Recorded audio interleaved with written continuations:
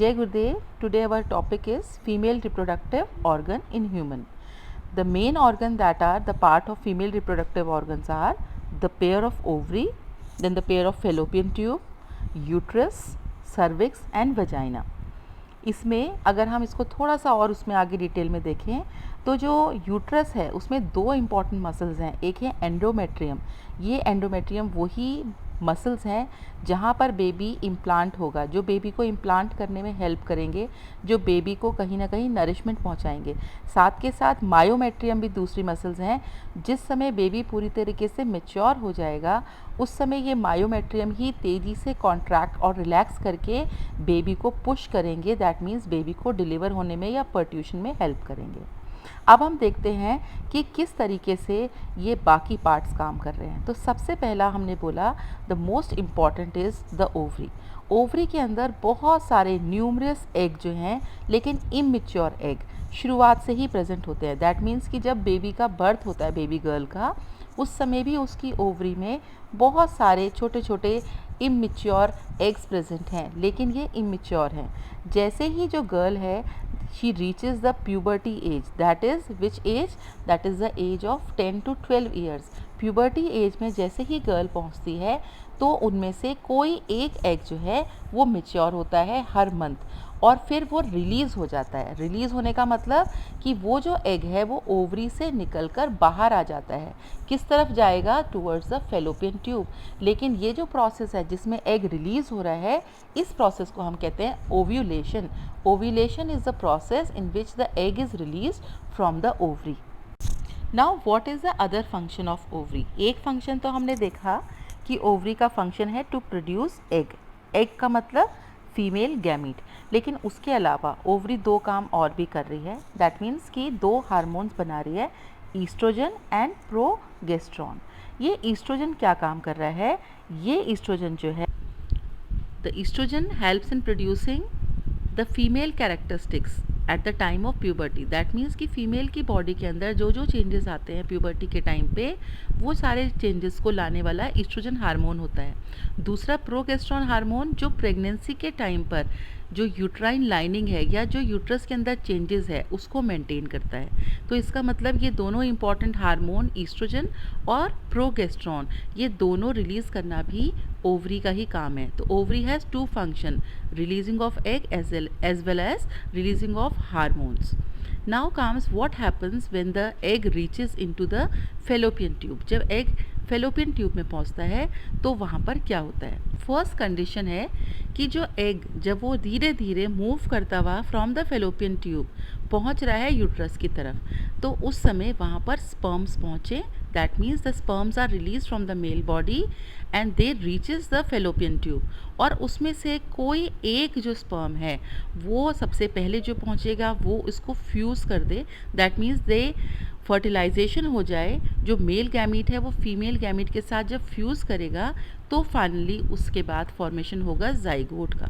जो जाइगोट है ये एक किसी एक जो स्पर्म है उसके न्यूक्लियाई के फ्यूजन से बनेगा और उसके फ़ौरन बाद जो जाइगोट है उसमें डिवीजन शुरू हो जाएगा. पहले वो 2 में डिवाइड होगा, 2 से 4 में, 4 से 8 में, फिर 16 में.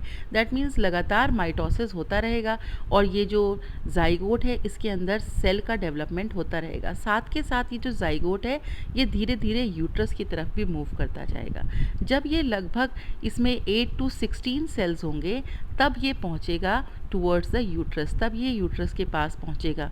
इस डायग्राम में आप देख पा रहे हो कि एक छोटा सा एम्ब्रियो डेवलपमेंट हो रहा है और ऊपर एक कवरिंग है. अब जब ये पहुँचेगा इनटू द यूट्रस तो यूट्रस में एक स्पेशल टिश्यू जिसको हम कहते हैं प्लेसेंटा, वो इसको अपने साथ एम्बेडेड कर लेगा, इसको अपने साथ इम्प्लांट कर लेगा और ये वहाँ पर फिक्स हो जाएगा. यही आगे जाकर बेबी में डेवलपमेंट होगा. लेकिन इससे पहले हम देखते हैं कि ये कौन सी मसल्स हैं जो इसको नरिशमेंट दे रही हैं. तो आपको ध्यान रखना है ये कौन सी मसल्स हैं? ये है प्लेसेंटा। ये प्लेसेंटा जो है स्पेशल मसल्स हैं जो बच्चे को ब्लड सप्लाई के थ्रू ऑक्सीजन पहुंचाती हैं, न्यूट्रिएंट्स पहुंचाती हैं और उसकी बॉडी में जो वेस्ट है उसको वापस खींचकर मदर की बॉडी में रिलीज़ करती हैं।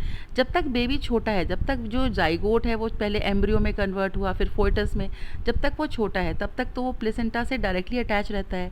लेकिन जब बेबी जो है वो डेवलप होने लगता है, बड़ा होने लगता है, तो फिर एक अम्बिलिकल कॉर्ड जो है वो डेवलप होती है जो बेबी और मदर के बीच के कनेक्शन का काम करती है। ये भी सेम वही काम करती है जो प्लेसेंटा कर रही है। ये भी उसको नरिशमेंट सप्लाई करती है, उसकी बॉडी से वेस्ट को रिमूव करती है। लेकिन अब ये एक ट्यूब के फॉर्म में है जो कहाँ से डेवलप हुई है? From the placenta. लगभग 9 मंथ तक जो बेबी है वो धीरे धीरे स्लोली डेवलप होता रहता है और 9 मंथ के बाद जब बेबी पूरी तरीके से मैच्योर हो जाता है तब स्टार्ट होता है पर्ट्यूशन का प्रोसेस। पर्ट्यूशन का क्या मतलब है? पर्ट्यूशन का मतलब है delivery of the baby child. That means कि जब बच्चे का जन्म होता है तो नॉर्मल कंडीशन में हम उसे कहते हैं बेबी डिलीवर हो गया, डिलीवरी हो गई, लेकिन साइंटिफिक लैंग्वेज में हम उसे पर्ट्यूशन कहते हैं। तो 9 मंथ के बाद पर्ट्यूशन का टाइम आता है। इस पर्ट्यूशन में ये जो प्रोसेस है ये कैसे शुरू हो रहा है?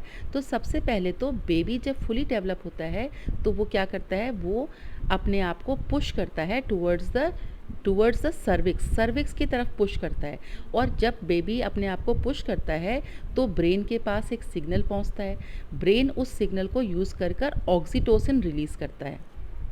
जब ऑक्सीटोसिन पहुंचता है टुवर्ड्स द यूट्रस तो वो वहाँ पर मसल कॉन्ट्रैक्शन करवाता है। बहुत तेज़ी से मसल्स कॉन्ट्रैक्ट होती हैं यूट्रस की, जिसकी वजह से बेबी बाहर की तरफ पुश होता है और फिर वो बेबी डिलीवर हो जाता है। तो इसका मतलब कौन सा हार्मोन है जो पर्ट्यूशन में हेल्प करता है? ऑक्सीटोसिन। लेकिन ये जो पूरा प्रोसेस ऐसे स्टार्ट कौन कर रहा है? The baby himself. जो बेबी है वो खुद ही इस प्रोसेस को शुरू करता है जब वो पूरी तरीके से मैच्योर हो जाता है। अब एक दूसरी कंडीशन भी है, द सेकेंड कंडीशन, जिसमें जो स्पर्म्स हैं they did not reach towards the female gamete, that is that egg तक नहीं पहुँचे। जब ये जो स्पर्म्स हैं तो उस केस में फर्टिलाइजेशन नहीं हुआ। जब फर्टिलाइजेशन नहीं हुआ तो उस एग का क्या होगा? तो वो जो एग है वो स्लोली पहुँचेगा यूट्रस तक और यूट्रस तक जब वो पहुँचेगा लगभग 2 दिन में, तो क्या होगा? उसका वो जो एग है वो क्या हो चुका होगा? डेड हो चुका होगा। उसकी लाइफ लगभग 2 ही दिन है।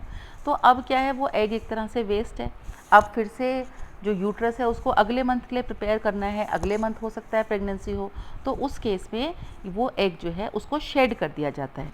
जब एग शेड होता है तो साथ में जो यूट्रस के इनर लाइनिंग है वो भी ब्लड वेसल्स के साथ रिलीज़ हो जाती है, म्यूकस भी रिलीज़ हो जाता है। तो egg along with blood and blood vessels and mucus are released out, और इसी को हम मेंस्ट्रुएशन या फिर पीरियड्स या मेंस्ट्रुअल साइकिल के नाम से भी जानते हैं। तो स्टूडेंट, आज हमने पढ़ा about female reproductive cycle. Female reproductive cycle और सिस्टम में बेसिकली कुछ टर्म्स भी हैं जो बहुत इंपॉर्टेंट हैं। जैसे फर्स्ट है ओव्यूलेशन। ओव्यूलेशन का मतलब release of egg from the ovary. Then the second is implantation, the fixing or the attaching of the zygote into the uterus, that is called implantation. Fertilization, basically the meeting or the fusion of male and female gamete. Gestation period वो समय है जितने time zygote से लेकर और deliver होने तक जो बेबी अपनी मदर के वॉर्म में, मदर के यूट्रस में रहता है, दैट मीन्स ह्यूमन का गेस्टेशन पीरियड है 9 मंथ। और उसके बाद पर्ट्यूशन का मतलब delivering out of the baby. तो ये सारी इंपॉर्टेंट टर्म्स को भी आपको याद रखना। आई होप कि आपको फीमेल रिप्रोडक्टिव सिस्टम क्लियर हो गया होगा, मेंस्ट्रुअल साइकिल क्या होती है आपको क्लियर हो गया होगा।